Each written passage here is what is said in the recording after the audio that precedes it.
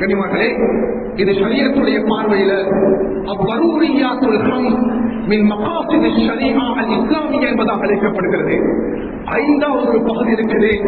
கனியமானவர்களே, நாம் புரிந்து கொள்ள வேண்டும், இஸ்லாம் ஒவ்வொரு மனிதனுடைய சிந்தனையை பாதுகாப்பதற்காக வேண்டி, ஒவ்வொரு மனிதனுடைய மூளையை பாதுகாப்பதற்காக வேண்டி, ஒவ்வொரு மனிதனுக்கு அல்லாஹ் கொடுத்திருக்கக்கூடிய உணர்வை பாதுகாப்பதற்காக வேண்டி இஸ்லாம் இந்த உலகத்தில், இந்த பூமிக்கு மேலில் மது போதையோடு தொடர்பான செயல்பாடுகளை முழுமையாக இஸ்லாம் நம்மவர்களுக்கு ஹராமாக்கியிருக்கிறது.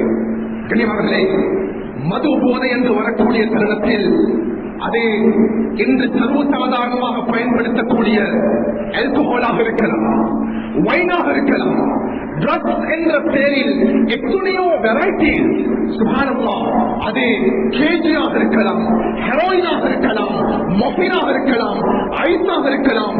அதையும் தாண்டி இன்று சில குழந்தைகளுக்கு மத்தியில் எலக்ட்ரானிக் டிவைசஸ் ஃபார் ட்ரக்ஸ், மதுவும் போதையும் ட்ரக்ஸ் என்பது இன்றைக்கு எலக்ட்ரானிக் டிவைசஸாக மாறியிருக்கிறது.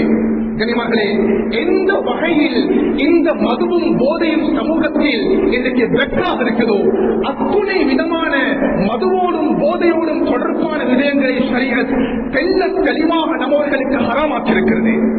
كل مسكر حرام كل شراب أسكر فهو حرام كل مسكر مفتر فهو حرام. அது ட்ரிங்கிங் ஆக இருக்கலாம், ட்ரிங்கிங் அல்லாத, அது திரவம் அல்லாத எந்த விதமான போதை பொருளாக இருந்தாலும் தெல்ல தெளிவாக ஷரியத் நம்மவர்களுக்கு அதை தடை செய்துவிட்டது.